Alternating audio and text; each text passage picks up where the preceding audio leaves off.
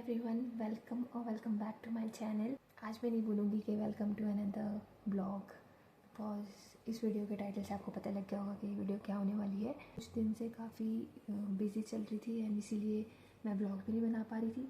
But then one day मुझे किसी ने ये मैसेज किया कि मे बी ये गॉड का साइन हो to make a new video, ताकि मैं कंसिस्टेंट या फिर एक्टिव रहूँ यूट्यूब में।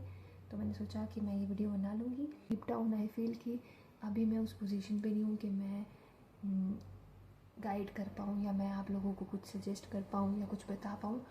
तो इसीलिए मैं इस वीडियो के पहले डिस्क्लेमर दे देती हूँ कि इसमें मैं आपको जो भी बुक लिस्ट एंड जो भी स्ट्रेटजी बताऊँगी तो वो मेरी मतलब अपनी है।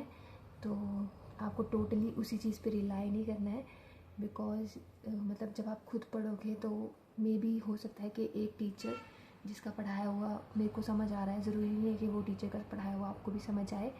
तो आप बस इसकी हेल्प ले सकते हो इस वीडियो के थ्रू, अपनी स्ट्रेटजी बनाओ। एंड आई होप ये वीडियो आपको थोड़ी सी भी हेल्प करेगी, तो I will be more than happy. Those who know me उनको पता है कि मैं पहले यूपीएससी एस्पिरेंट थी, मतलब हूँ अभी भी, बट फ़िलहाल के लिए मैंने छोड़ दिया है क्योंकि अभी मेरा फोकस किसी और चीज़ पे है। तो बट डेफिनेटली वो मैं चीज़ करूँगी एक बार सब कुछ सेटल हो जाए तो उसके बाद। जैसे जब मैंने यूपीएससी की प्रिपरेशन स्टार्ट की थी तो एनसीईआरटी मेन फाउंडेशन होता है हमारा किसी भी एग्ज़ाम की प्रिपरेशन स्टार्ट करने का। तो मैंने एनसीईआरटी सारी पढ़ रखी थी, मतलब काफ़ी टाइम पहले, 1-2 साल पहले।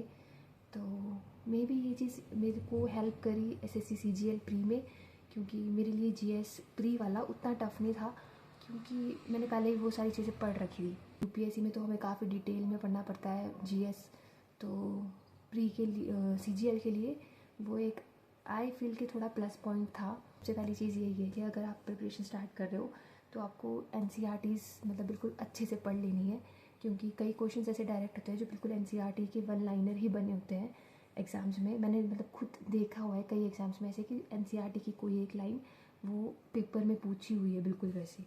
तो इसीलिए आपको एनसीईआरटीज़ तो सारी ही पढ़नी है, सभी सब्जेक्ट्स की, पॉलिटी की, ज्योग्राफी की, हिस्ट्री की। शुरू में हमें समझ नहीं आता कि हम कैसे स्टार्ट करें, कैसे रीड करें। तो जब मैं पढ़ती थी एनसीईआरटी तो मुझे भी कुछ नहीं पता था कि क्या वैसे पढ़ना है। तो मैं क्या करती थी, मतलब एक नोटबुक रखती थी। जैसे मैंने पॉलिटी स्टार्ट किया है तो मेरी तो सारे सब्जेक्ट्स की सेपरेट नोटबुक थी, तो मैं पॉलिटी के नोट्स बनाती थी। फॉर एग्जांपल मैंने 6th क्लास की एनसीईआरटी से स्टार्ट किया है, तो मैं फर्स्ट चैप्टर पढ़ रही हूँ और फिर उसमें से जो मुझे लग रहा है कि इंपॉर्टेंट चीज़ है फिर वो मैं नोट करती जाती थी कि ठीक है ये इंपॉर्टेंट लग रहा है, इसको नोट कर दिया, मे बी ये एग्ज़ाम में आ सकता है ऐसे। And I will be very honest, मतलब मेरे को भी नहीं पता था शुरू में कि क्या एग्ज़ाम में आ सकता है क्या नहीं, तो मैं कुछ भी रैंडम चीज़ें लिख लेती थी। एंड अभी मैं अपने नोट्स देखती हूँ ना तो मेरे को लगता है कि यार ये मैंने क्या मतलब क्यों लिखी है ये चीज़। एंड इस चीज़ का मैं आपको प्रूफ भी दूंगी, मतलब मैं अभी आपको दिखाती हूँ अपने नोट्स कि मैंने कैसे बनाए थे उस टाइम पे। अब तो काफ़ी टाइम हो गया है बट फिर बाद में धीरे धीरे करके जैसे जैसे टाइम होता गया वैसे वैसे नोट्स क्रिस्प होते गए। जब पता चलता गया कि हक ये इंपॉर्टेंट है, इसको छोड़ना है, ये ज़्यादा इंपॉर्टेंट, वो आपको अपने आप ही पता चलता जाएगा। जैसे जैसे आप पढ़ते रहोगे वैसे वैसे आपको समझ आ जाएगा कि क्या चीज़ छोड़नी है और क्या चीज़ इंपॉर्टेंट है। मैं झूठ नहीं बोलूँगी, मैंने एनसीईआरटीज़ बहुत बार पढ़ी है, मतलब बहुत बार। मैंने 7-8 बार एनसीईआरटीज़ पढ़ी है, सेम एनसीईआरटीज़ मतलब वापस कंप्लीट करके फिर वही 6th 7th 8th 9th 10th 11th 12th फिर। और यही रीज़न है कि मेरा जीएस का बेस मतलब मेरे अकॉर्डिंग काफ़ी अच्छा है, तो उसका क्रेडिट इसी को जाता है, एनसीईआरटीज़ को ही। So let me show you guys, ये मेरे पॉलिटी के नोट्स थे एंड ये मैंने बनाए थे जब मैंने प्रिपरेशन स्टार्ट की थी। तो ये 6th क्लास की एनसीईआरटी के नोट्स, एंड देख सकते हो मैंने इतनी फालतू की चीज़ें लिखी थी जिसका कोई काम नहीं है। लद्दाख, केरला, मतलब बहुत, क्योंकि उस टाइम पे समझ नहीं आता था कि क्या चीज़ पढ़नी है क्या चीज़ नहीं पढ़नी है। तो फिर जो भी लगता था मैं वैसे नोट्स बना लिया करती थी। ये मतलब बिल्कुल बिल्कुल स्टार्टिंग के नोट्स हैं मेरे, जब मैंने प्रिपरेशन स्टार्ट की थी। उसके बाद तो फिर आगे जब समझ आया कि ओके असली पॉलिटी ये चीज़ होती है, ये चीज़ पढ़नी होती है। तो I will tell you guys ऐसे सब्जेक्ट वाइज जो मेरी बुक लिस्ट है वो बताती हूँ मैं आपको। तो स्टार्ट हम जीएस से कर रहे थे एंड फर्स्ट सबसे पहले मैंने एनसीईआरटीज़ पढ़ी है सभी सब्जेक्ट्स की। लक्ष्मीकांत मैंने पढ़ने का ट्राई किया था बट कभी मेरे से कंप्लीट हो नहीं पाई, क्योंकि उससे पहले मैंने ऑनलाइन कोचिंग के वीडियोस से देख देख के नोट्स बना लिए थे। तो मेरे पास ऐसे फॉर एग्जांपल पॉलिटी सब्जेक्ट है तो मेरे पास पॉलिटी के 2 अलग अलग कोचिंग इंस्टीट्यूट्स के वीडियो लेक्चर से पढ़ा हुआ और उनके फिर सारे नोट्स हैं। तो फिर मेरे को कभी नीड फील ही नहीं हुई कि अब मेरे को लक्ष्मीकांत पढ़नी है बाद में, क्योंकि जो उन दो के अलग अलग कोचिंग इंस्टीट्यूट्स के नोट्स थे, आई फील कि वो दोनों मिला के ही, मतलब उनके अंदर जो मटेरियल है मिला के वो सारा सेम लक्ष्मीकांत में दिया हुआ है। तो इसलिए मैंने कभी लक्ष्मीकांत ऐसे पूरी पढ़ी नहीं है। हिस्ट्री भी मैंने ऐसे ही कोचिंग इंस्टीट्यूट्स के नोट्स बना के उसे करी है। Again if you guys know me, तो आपको पता होगा कि मैंने 1 साल यूपीएससी की कोचिंग भी ली थी चंडीगढ़ में। एंड देन मेरे जो जीएस के नोट्स हैं जो मैं पढ़ती हूँ वो सारे कोचिंग इंस्टीट्यूट्स के ही है, कोचिंग के ही मटेरियल है जो हमें वहाँ पे मिले थे। तो जीएस के लिए मेरे को ऐसे कभी एक्स्ट्रा अलग से बुक पढ़ने की नीड पड़ी ही नहीं, और मैंने पढ़ी भी नहीं। मतलब अभी तो मैं फ़िलहाल वही नोट्स ही फॉलो कर रही हूँ। वैसे मैंने बुक लिस्ट, मतलब अपनी एक बुक लिस्ट बनाई थी जब मैंने प्रिपरेशन स्टार्ट की थी कि मैं ये पढ़ूंगी, ज्योग्राफी के लिए जीसी लियोंग पढ़ूंगी एंड हिस्ट्री की स्पेक्ट्रम और वो सब सारी चीज़ें पढ़ूंगी, बट मैंने कभी वो पढ़ी ही नहीं। तो जीएस मेरा इन्हीं से कवर हो गया। साथ में अभी मैंने एंड में जब मेरा प्री था, तो प्री से 1 मंथ पहले तब मैंने परचम क्लासेस के यूट्यूब चैनल को फॉलो किया था, और एक और यूट्यूब चैनल था, उसका नेम था एसएससी लैब, हाँ उसका नेम था एसएससी लैब। तो मैं इन दोनों यूट्यूब चैनल्स को काफ़ी फॉलो कर रही थी उस टाइम पे, और जीएस जितना भी था मैं उन दोनों चैनल से ही कवर करी थी, क्योंकि जो एसएससी लैब वाला यूट्यूब चैनल था उसमें वो ऐसे काफ़ी मतलब लॉन्ग सी वीडियो 3-4 आवर्स की पूरी कंप्लीट प्लेलिस्ट बना रखी थी उन्होंने। फॉर एग्जांपल हिस्ट्री है तो 3-4 आवर्स की कंप्लीट प्लेलिस्ट है। तो प्री आने से 1 महीने पहले तक मैं वो सारी चीज़ें, मतलब मैं काम कर रही हूँ, किचन में खाना बना रही हूँ, कुछ भी कर रही हूँ, तो साथ साथ में ईयरफोन्स लगा के मैं वो रिवाइज़ करती रहती थी वैसे उनसे। तो मेरा जीएस का रिवीजन वैसे ही हो जाता था।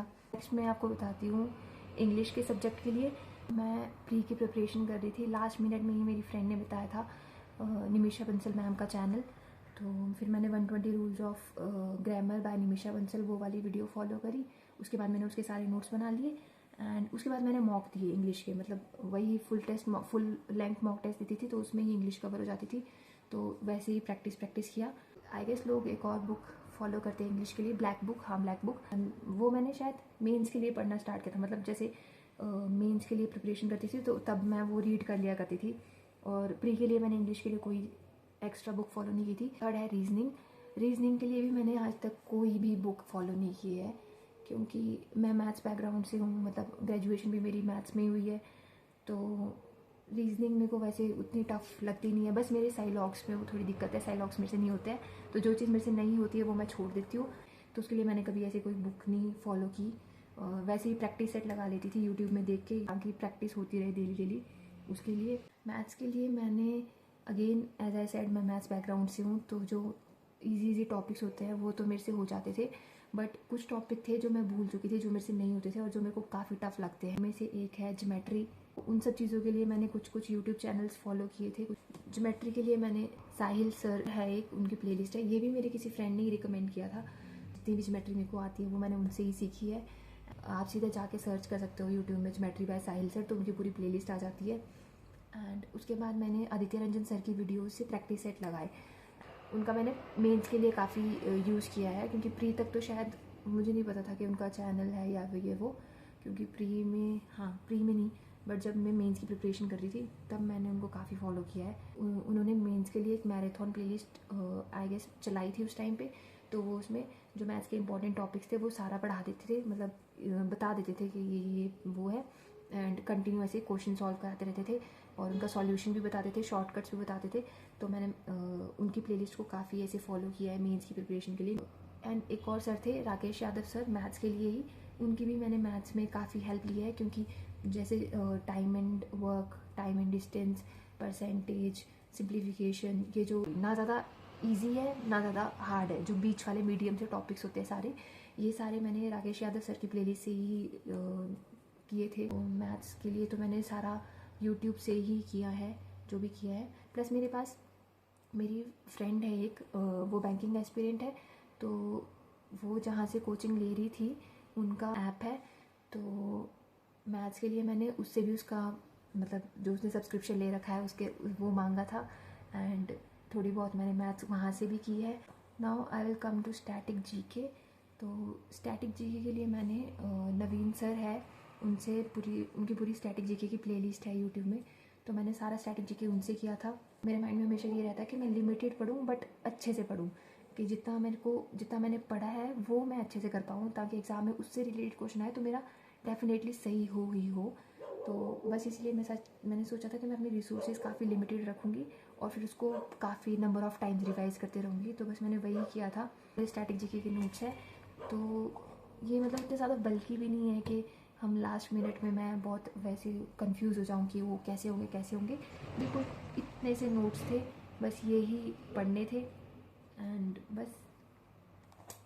और मैं क्या करती थी, जैसे जैसे मेरा प्री पास आने वाला था और मेंस के टाइम में भी, प्री के टाइम में भी, तो वैसे मैंने जैसे इस नोटबुक में लास्ट में फॉर एग्जांपल मैथ्स है तो मैंने सारे इंपॉर्टेंट फॉर्मूलेज लिख लिए थे एक पेज पे, जितने भी टॉपिक्स हैं उनके। तो बस मैं फिर लास्ट मिनट में ये सारा जो रिवाइज वाला चीज़ें था बस यही किया था। इसमें ऐसे क्वेश्चंस भी होते थे, जैसे कोई क्वेश्चन है जो मेरे को सॉल्व करने नहीं आ रहा है, या मैं मॉक लगा रही हूँ तो कोई क्वेश्चन है जो मेरे को सॉल्व करने नहीं आया, बट मैंने बाद में चेक कर लिया कि ओके ये ऐसे सॉल्व हो रहा है, तो मैं वो पूरा क्वेश्चन भी लिख लेती थी नोटबुक में, कि क्वेश्चन भी लिख दिया और उसका सॉल्यूशन भी लिख दिया, क्योंकि ऑब्वियसली हम एक बार देखेंगे तो हमको नहीं याद रहेगा कि कैसे सॉल्व होना था।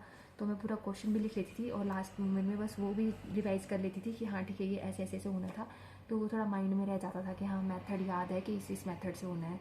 करंट अफेयर्स के लिए मैं फॉलो कर रही थी परचम क्लासेस के ही चैनल को, यूट्यूब चैनल को।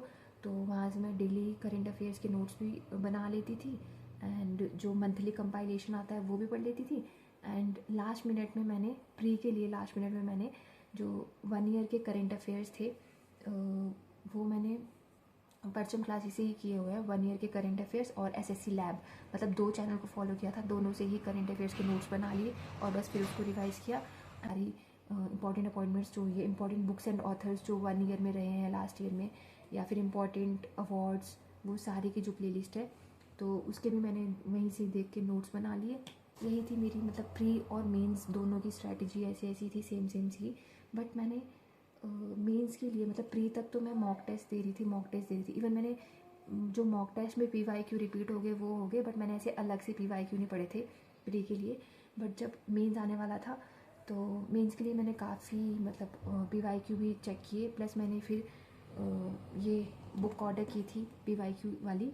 तो फिर मैंने इससे भी मतलब सारे PYQ चेक किए, CGL मेंस के जितने भी PYQ थे उनको सॉल्व करती थी। Plus I want to add one more thing इस चीज़ में, कि if you are an aspirant जो प्रिपेयर कर रहा है किसी भी कॉम्पिटिटिव एग्ज़ाम के लिए, तो आई वुड सजेस्ट यू कि पढ़ाई तो एक जगह है, मतलब पढ़ाई तो होती रहेगी, बट सबसे ज़्यादा इम्पॉर्टेंट चीज़ जो है इस जर्नी में वो है पॉजिटिव एटीट्यूड।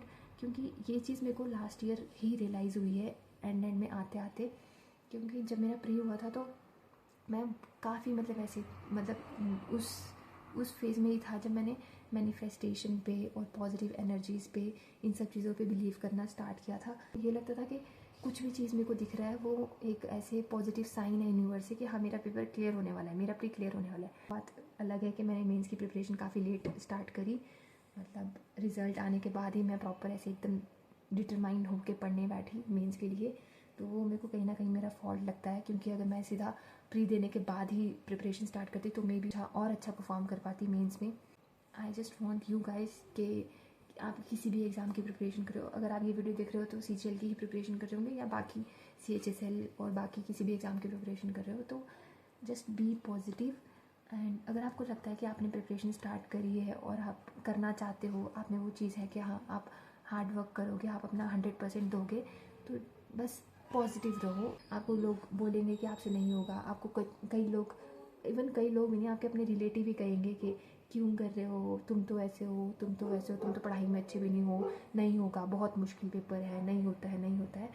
तो आपको उन सब चीज़ों को इग्नोर करना आना चाहिए, क्योंकि जब तक आपको उन सब चीज़ों से डील करना नहीं आएगा, उन सब चीज़ों को इग्नोर करना नहीं आएगा, तब तक आपकी स्टडीज़ अफेक्ट होती रहेगी। बस मेरी तरफ से यही एडवाइस है कि आप जिस भी एग्ज़ाम की प्रिपरेशन कर रहे हो पूरा एकदम पॉजिटिव माइंडसेट के साथ करो कि हाँ अब बुक्स उठा ली है, अब पढ़ना स्टार्ट कर दिया है तो पेपर निकाल के ही रहेंगे, और उससे पहले कुछ भी आ जाए, कुछ भी हो जाए, हम तो नहीं रुकने वाले। आई होप जो भी मैंने कहा आपको कहीं ना कहीं आपकी लाइफ में हेल्प करे, एंड जो भी मेरी स्ट्रैटेजी थी या जो भी मेरी बुक लिस्ट थी या जो भी चीज़ें मैंने फॉलो करी है, आई होप कि वो आपके भी काम आए। That's it for this video. Yes, if you guys want कि मैं ऐसी वीडियो कोई और बनाऊं, मतलब ऐसे स्ट्रेटजी रिलेटेड, ये काफ़ी आउट ऑफ कॉन्टेक्स्ट हो गया मेरे चैनल के लिए क्योंकि मैं यूजुअली ब्लॉग्स बनाती हूँ. इफ़ यू गाइज वांट कि मैं और वीडियो भी बनाऊँ ऐसे, please do let me know. That's it for this video. Thanks for watching, and yes, don't forget to subscribe to my channel. I'll meet you guys in my next video. Till then, stay safe, stay happy, stay healthy, and keep studying.